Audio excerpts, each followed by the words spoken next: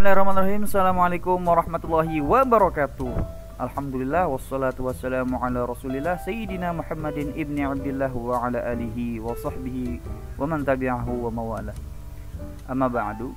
Selamat pagi siswa dan siswi Madrasah Ibtidaiyah Al-Khairiyah kelas 4. Semoga dalam keadaan sehat selalu dan tetap bersemangat dalam mengikuti pembelajaran kali ini. Di sini Ustadz Farhan akan memberikan pengajaran tentang ilmu pengetahuan sosial yang bertemakan tentang karakteristik ruang dan sumber daya alam bagian kedua, yang kita pernah singgung di pertemuan sebelumnya, yakni karakteristik ruang dan sumber daya alam bagian pertama, yang berisi tentang apakah itu pengertian ruang, letak geografis, letak geologis, astronomis, dan sebagainya. Kali ini kita akan jauh lebih dalam mengenai pembahasan karakteristik ruang dan sumber daya alam. Sebelum kita memasuki pembelajaran inti, Ustadz ingin memberikan selamat kepada para siswa dan siswi yang telah mengikuti penilaian harian pertama ilmu pengetahuan sosial. Semoga ilmu yang telah dipelajari menjadi ilmu yang bermanfaat. Dan untuk siswa dan siswi yang nilainya di bawah KKM, nanti akan ada remedial ataupun tugas tambahan sehingga dapat mendongkrak nilainya agar tidak di bawah KKM. Oke? So, daripada berlama-lama lagi, mari kita langsung masuk saja ke pembahasan yang pertama. Ustadz sarankan untuk mempersiapkan pulpen dan buku catatan agar dapat mencatat hal-hal yang penting. Oke, bismillahirrahmanirrahim. Kita maju ke slide selanjutnya.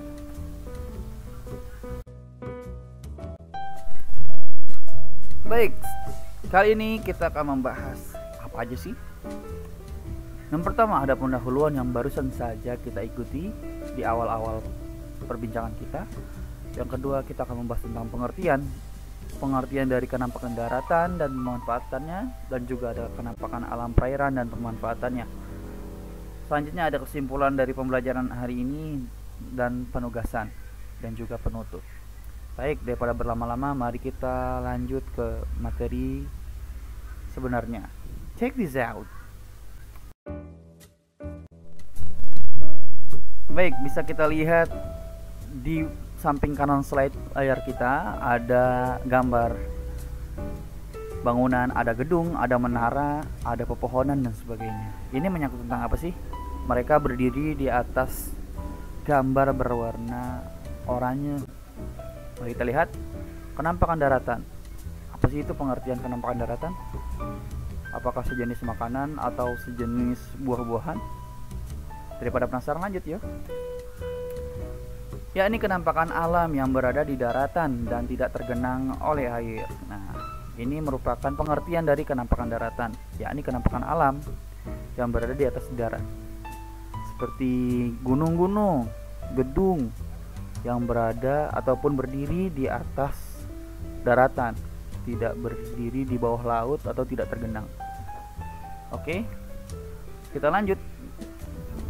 Nah, ini ada fakta menarik tentang Indonesia, tentang daratan yang ada di Indonesia. Luas daratan di Indonesia seluas 1.922.570 km persegi. Ini adalah luas daratan Indonesia dari Sabang sampai Merauke, dari Miangas sampai ke Talaut. Oke, kamu bisa bayangkan betapa luasnya Indonesia yang memiliki daratan seluas itu. Nah, ini digunakan untuk kemaslahatan bangsa.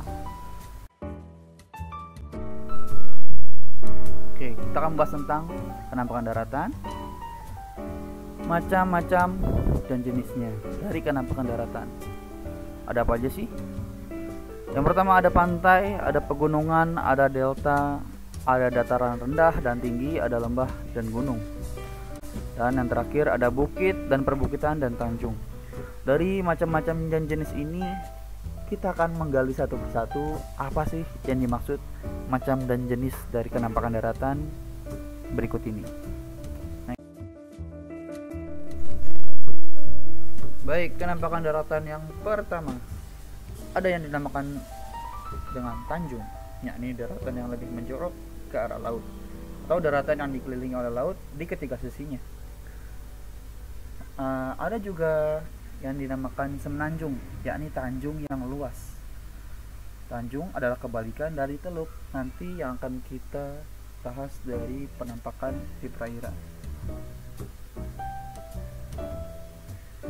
Bisa dilihat ilustrasi dari tanjung, yakni daratan yang lebih menjorok ke arah laut. Mungkin siswa dan siswi pernah mendengar nama Tanjung Priok, Tanjung Lesung, dan nama tanjung-tanjung lainnya. Nah, ciri tanjung yakni daratan yang lebih menjorok ke arah laut. Selanjutnya ada yang dinamakan pantai, yakni daratan yang langsung berbatasan dengan laut.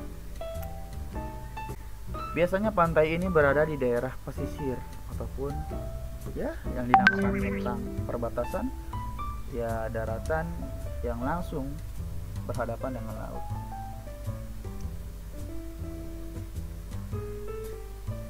Dan perlu diketahui juga, Indonesia memiliki garis pantai terluas nomor 4 di dunia setelah Amerika, Kanada, dan Rusia.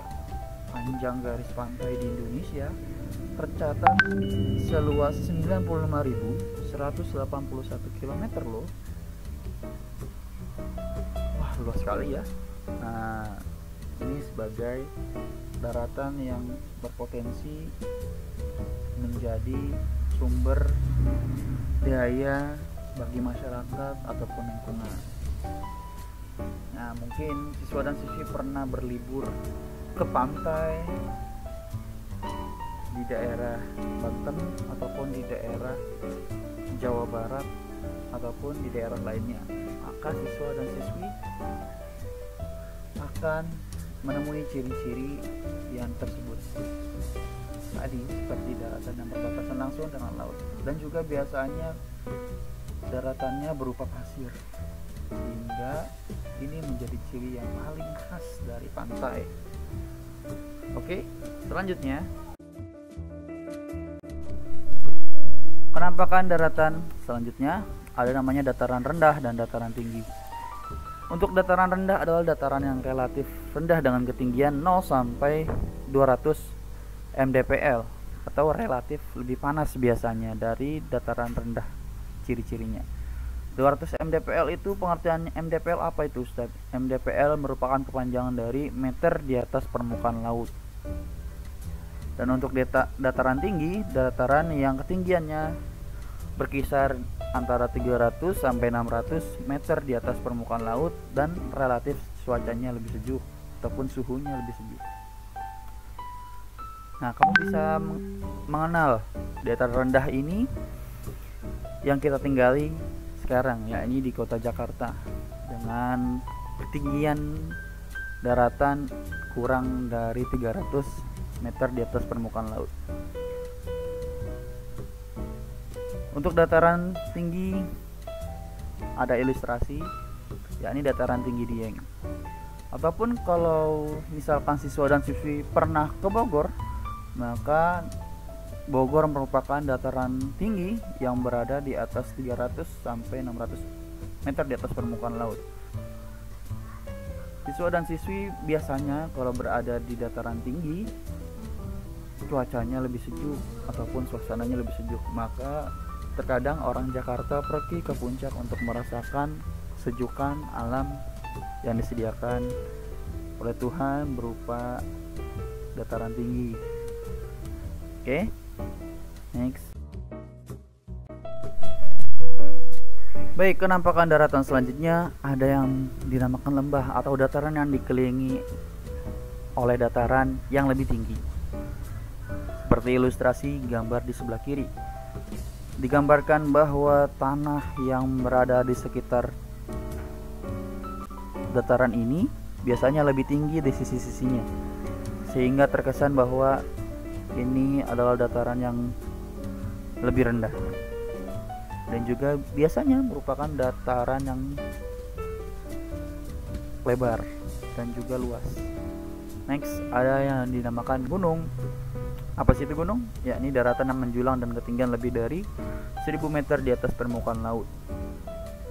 Nah, bisa lihat ilustrasi gambarnya di samping kanan slide. Mungkin siswa dan siswi pernah berwisata ataupun berekreasi ke daerah puncak ataupun ke daerah pegunungan atau gunung di Jawa Barat. Biasanya gunung-gunung ini tingginya lebih dari 1000 meter di atas permukaan laut. Ataupun siswa dan siswi pernah ke Gunung Salak ataupun ke Gunung Gede, Pangrango. Ini merupakan salah satu penampakan dari daratan. Oke, next, selanjutnya penampakan daratan selanjutnya ada yang bernama bukit dan perbukitan. Apa sih bedanya bukit dan perbukitan? Kalau bukit adalah daratan yang menjulang lebih tinggi dari dataran sekitarnya tapi tidak setinggi gunung. Adapun perbukitan yaitu rangkaian bukit-bukit yang sejajar di suatu wilayah.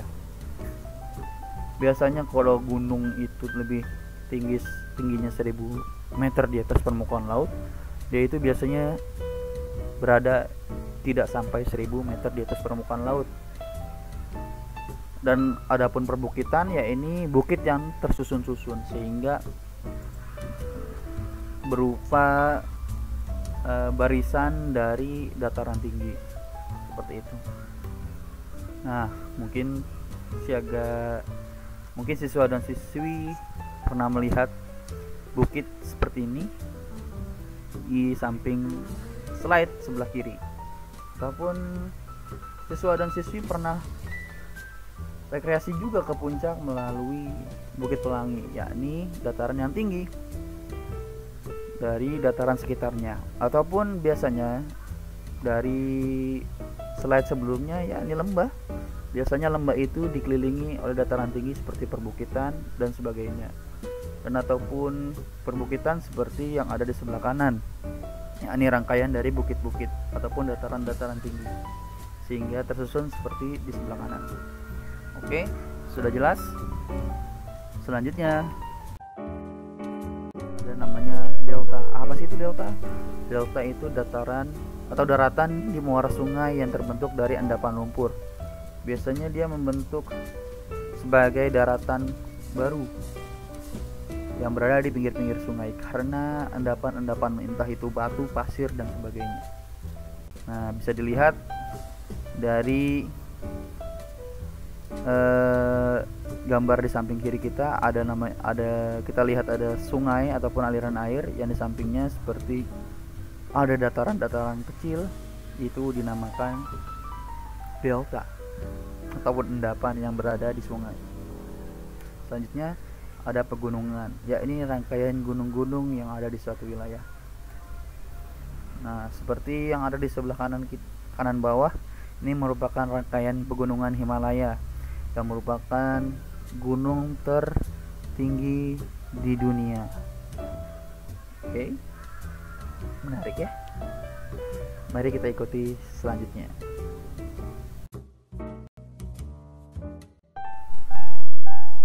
Baik, setelah kita melihat tentang jenis-jenis ataupun macam-macam dari penampakan daratan di dunia, marilah kita menuju ke penampakan perairan yang ada di dunia. Ada apa saja sih? Sebelumnya kita masuk ke pengertiannya dulu, yakni penampakan yang berupa air ataupun selain daratan. Biasanya ada hamparan air yang luas, air yang sedikit, air yang berdiam di suatu tempat yang luas dan dalam. Nah, untuk ciri-ciri yang tadi Ustadz sampaikan, kita periksa di macam dan jenis dari penampakan perairan. Oke, mari kita lanjut. For your information ataupun untuk informasi kamu nih, luas laut Indonesia seluas 3.257.483 km persegi. Ini merupakan luas laut Indonesia. Nah, ada yang ingat tadi luas dataran Indonesia sekitar 1.501.000 sekian. Nah, ternyata luas laut Indonesia seluas 3 juta ataupun 1,5 kali lebih luas dari daratan Indonesia. Wah, ini merupakan potensi-potensi yang besar bagi sumber daya perairan di Indonesia, entah itu dari sumber daya ikan, pertambangan, wisata, dan sebagainya. Oke, mari kita lanjutkan. Penampakan perairan, ada apa saja sih jenis dan macamnya? Nah, ada namanya sungai, ada namanya danau, rawa, laut, selat, teluk, dan samudera. Untuk sungai, yakni aliran air yang panjang dan luas. Nah, dia biasanya berliku-liku dan panjang sampai menemui laut ataupun samudera. Biasanya sungai ini memiliki ciri khas, yakni airnya air tawar ataupun air yang berasa tawar yang mengaliri suatu wilayah. Ada yang bernama danau, yakni air yang menggenangi cekungan daratan yang luas. Mungkin siswa dan siswi pernah mendengar istilah Danau Toba ataupun Setu. Nah, pernah mendengar Setu Babakan? Yakni air yang menggenangi cekungan daratan yang luas. Nah, selanjutnya ada rawa, yakni daratan yang terendam oleh air. Biasanya rawa ini berada di dekat lautan, yakni fungsi dari rawa ini yakni menahan dari abrasi ataupun pengikisan dari air laut. Nah, untuk laut sendiri ya ini kumpulan air yang sangat luas yang memisahkan daratan, biasanya antar benua ataupun antar pulau. Yang biasanya airnya air asin. Untuk rawa biasanya dia merupakan campuran antara air tawar dengan air asin, ataupun yang biasa disebutnya air payau, yakni air yang tidak tawar tapi juga tidak asin, yakni percampuran antara air tawar dan air asin. Mungkin siswa dan siswi harus mencoba bermain di rawa untuk mengetahui apa sih ini air rawa itu, ciri khasnya seperti apa. Selanjutnya ada selat, yakni laut yang memisahkan dua daratan. Mungkin siswa dan siswi pernah mendengar selat apa? Selat Sunda, yakni selat yang memisahkan antara Pulau Jawa dan Pulau Sumatera. Selat ini merupakan kenampakan perairan yang memisahkan dua daratan. Biasanya di Selat Sunda itu untuk melintasinya diperlukan kapal laut ataupun kapal feri sebagai akomodasi untuk menyeberangi selat tersebut. Selanjutnya ada teluk, yakni laut yang menjorok ke darat. Nah, bisa lihat gambar di kanan atas. Ini merupakan pemandangan dari teluk. Ini tampak bahwa lautnya lebih dalam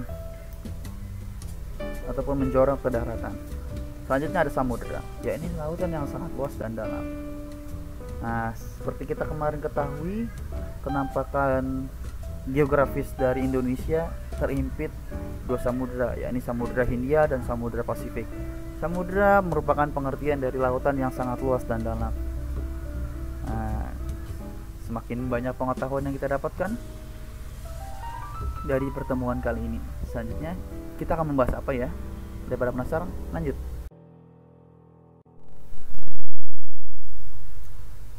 Pemanfaatan daratan dan perairan. Setelah kita mengetahui macam-macam dan jenis dari kenampakan daratan dan kenampakan perairan, mari kita cari tahu apa aja sih manfaat dari kenampakan alam tersebut. Pemanfaatan daratan. Nah, kita bisa lihat di bagian kanan ada namanya pantai, dataran rendah, dataran tinggi, lembah, bukit, gunung, pegunungan, tanjung, delta, dan perbukitan. Masing-masing dari pemanfaatan daratan ini dapat menunjang dari segi keberadaannya, seperti pantai dapat menjadi sarana pembuatan garam, wisata, dan pelabuhan. Dataran rendah sebagai pemukiman, perumahan, dan industri. Dataran tinggi sebagai perkebunan, sebagai lahan permukiman bagi warga dan juga peternakan bagi warga-warga yang memiliki hewan-hewan ternak, dan juga lembah. Lembah juga berfungsi terkadang sebagai pemukiman, peternakan, dan pertanian. Bukit biasanya digunakan sebagai daerah tambang, wisata, dan perkebunan. Gunung menjadi tempat wisata dan tambang, pegunungan juga bisa menjadi wisata, dan lain sebagainya. yang menjadi ciri khas dari pemanfaatan daratan yang disesuaikan dengan keberadaan dari kenampakan daratan tersebut. Pada intinya semua ini bisa dimanfaatkan sesuai dengan keberadaannya. Nah, maka kita sebagai manusia harus pandai-pandai mengelola kenampakan daratan yang ada di sekitar kita sehingga bermanfaat bagi kehidupan masyarakat. Selanjutnya, manfaatan perairan. Dari macam-macam jenis perairan yang kita telah ketahui seperti adanya sungai, adanya teluk, adanya selat, adanya danau dan sebagainya, kita bisa mengetahui pemanfaatan dari perairan tersebut seperti sungai, danau dan sebagainya. Pada dasarnya pemanfaatan perairan paling besar yakni sebagai tempat budidaya ikan dan juga tempat pariwisata untuk mengeksplor ataupun mencari tahu kekayaan yang ada di perairan tersebut. Apalagi perairan Indonesia yang mencapai luasnya sekitar 3.500.000 km persegi. Ini merupakan segala sesuatu yang harus dimanfaatkan untuk kemajuan bangsa.